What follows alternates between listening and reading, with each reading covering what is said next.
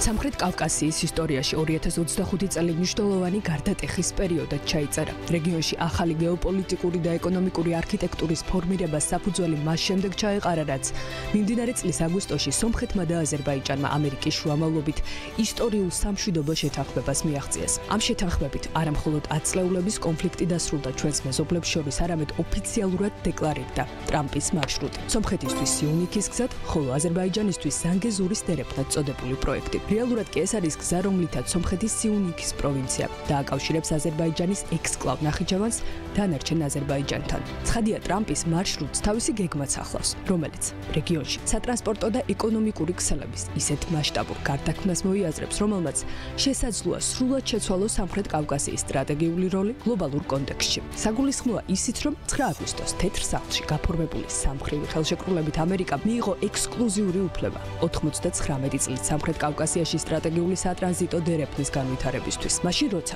სამხრეთ კავკასიის ორი ქვეყნის ლიდერი ვაშინგტონში უმაღლესი დონის შეხვედრებს მართავდა, არსად იყვნენ საქართველოს წარმომადგენლები. უფრო მეტიც, ერთობლივი პრესკონფერენციის დროს კითხვებშიც კი საქართველო არავის უხსენებია. ამ დუმილმა კი თავისთავად დიდი სივრცე გააჩინა ინტერპრეტაციებისთვის. მათ შორის არაერთმა ექსპერტმა განიხილა ტრამპის მარშრუტი როგორც შუა დერეფნის ალტერნატივა და მისი ჩამნაცვლებელი ვერსია. სომხეთმა და აზერბაიჯანმა ოფიციალური პირების დონეზე ეს საკითხი პირველად საქართველოს ჭრილში აბრეშუმის გზის ფორუმზე განიხილეს. ღონისძიების გახსნით სიტყვაში სომხეთის პრემიერმა ნიკოლ ფაშინიანმა მკაფიოდ დაადასტურა მზადყოფნა ნახიჩევანის ავტონომიური რესპუბლიკიდან აზერბაიჯანის ძირითად ტერიტორიამდე ტრანზიტი განახორციელოს. ფაშინიანის განცხადებით, სომხეთი არა მხოლოდ პოლიტიკურად, არამედ ტექნიკურადაც მზად არის თურქეთის მიმართულებით ტვირთების ტრანზიტისთვის, თუმცა აღნიშნა, რომ გარკვეულ მონაკვეთებზე სარკინიგზო ინფრასტრუქტურა რეკონსტრუქციას საჭიროებს. მან ასევე თქვა, რომ სომხეთი იმუშავებს ამერიკასა და სხვა საერთაშორისო პარტნიორებთან ერთად, რათა ტრამპის მარშრუტი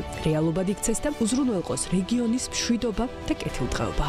ჩვენ მუშაობთ იმაზე, რომ მშვიდობა აზერბაიჯანთან უფრო მეტად ინსტიტუციონალურ დონეზე გადავიდეს და ეს შეთანხმება უფრო ხელშესახები გახდეს.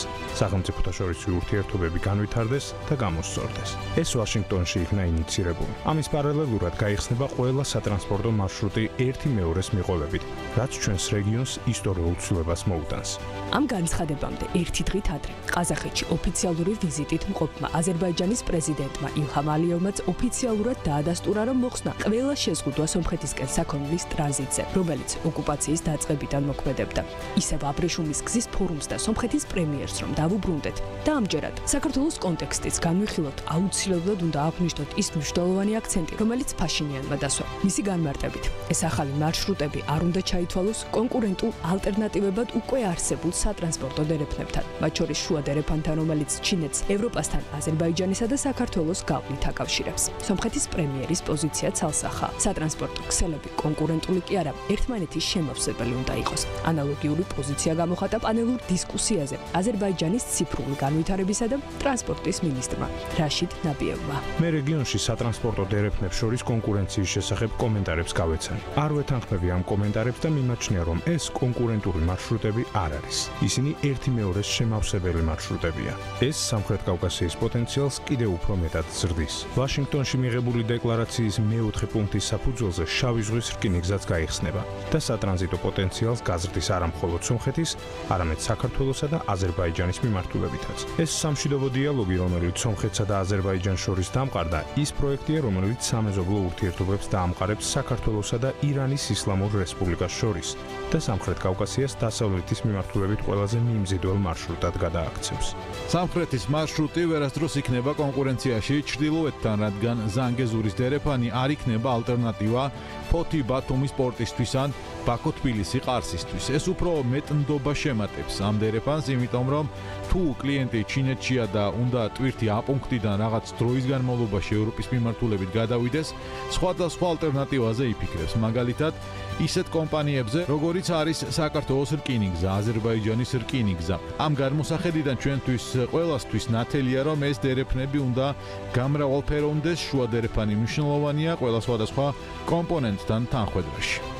აზერბაიჯანის პრემიერ-მინისტრმა ალი ასადოვმა, რომელმაც ასევე მონაწილეობა მიიღო აბრეშუმის გზის ფორუმში, აღნიშნა, რომ რეგიონში სატრანსპორტო დერეფნების მრავალფეროვნება მანამდე უნდა შეიქმნას, სანამ მოთხოვნა გაჩნდება და ტვირთები პორტებს მიადგება. მისივე თქმით, აზერბაიჯანმა ბოლო 10 წლებში მილიარდობით დოლარის ინვესტიცია განახორციელა ლოგისტიკაში. აშენდა თანამედროვე საზღვაო პორტები კასპიის ზღვის სანაპიროებზე. გაიზარდა ტვირთმზიდი ფლოტი, მათ შორის 11 ახალი საშუალო ზომის გემით, რაც ქვეყნის გლობალურ სატრანსპორტო რუკაზე პოზიციებს ამყარებს. ასადოვმა განსაკუთრებული ყურადღება გაამახვილა იმაზეც, რომ ახალი გემები, რომლებიც აზერბაიჯანის ძირითადი ტერიტორიის, ნახიჩევანისა და თურქეთის დამაკავშირებლად იხსნება, ახალი ტრანზიტის შესაძლებლობას ქმნის, რაც მეტ საქონელს, შესაბამისად კი მეტ ეკონომიკურ სარგებელს ნიშნავს. გასულ წელს ჩვენი ტვირთბრუნვის მომსახურება ბაქო-თბილისი-ყარსით გაიზარდა 1 მილიონიდან 5 მილიონ ტონამდე აზერბაიჯანული ინვესტიციების წყალობით. ამავდროულად მეორე ეტაპი ამ განვითარებაში დაიწყო ბაქოში საერთაშორისო საზღვაო პორტის საშუალებით, რომელიც აკავშირებს ძირითად სარკინიგზო და სახმელეთო გზებს. აზერბაიჯანი რეგიონში უმსხვილესი სავაჭრო ფლოტის მქონე ქვეყანაა. ეს და რამდენიმე სხვა ფაქტორი აზერბაიჯანს აქცევს ერთ-ერთ მნიშვნელოვან სატრანზიტო ჰაბად. ყველა ეს ასპექტი შუა დერეფნის შემადგენელი ნაწილია. აღსანიშნავია, რომ ორივე ლიდერმა გამოსვლაში საქართველოს მოიხსენია როგორც პარტნიორი და ერთ-ერთი სატრანზიტო რგოლი, თუმცა არა გადაწყვეტილებების ინიციატორი ან ახალი სატრანზიტო სქემის მთავარი ფიგურანტი. ეს კი შეფარვით გეოპოლიტიკური რეალობის ცვლილებაზე მიუთითებს. რეგიონში ჩნდება ახალი ცენტრები, რომელთაც აქვთ ამბიცია, რომ თავად განსაზღვრონ სატრანზიტო პოლიტიკა. ისე ეს ამბიცია ჩვენც არ გვაწყენდა. ამბიცია იმის, რომ ისევ თავად შევქმნათ და განსაზღვროთ ფრის წესრიგი რეგიონში. თუმცა ცხადია, მარტო სურვილის კი არა, ქმედების დონეზე ამბიციას გულისხმობ, რაც უპირველესად ინფრასტრუქტურულ განახლებასა და გაფართოებას, ღრმაწყლოვანი პორტების, ასევე სარკინიგზო ხაზების შენება მოდერნიზებას გულისხმობს. წინააღმდეგ შემთხვევაში წარსულში დარჩება ჩვენი ქვეყნის ისტორიული როლი. სანდო და ეფექტიანი ჰაბის სტატუსს რომ გვაკუთვნებდა შავ და კასპიის ზღვებს შორის.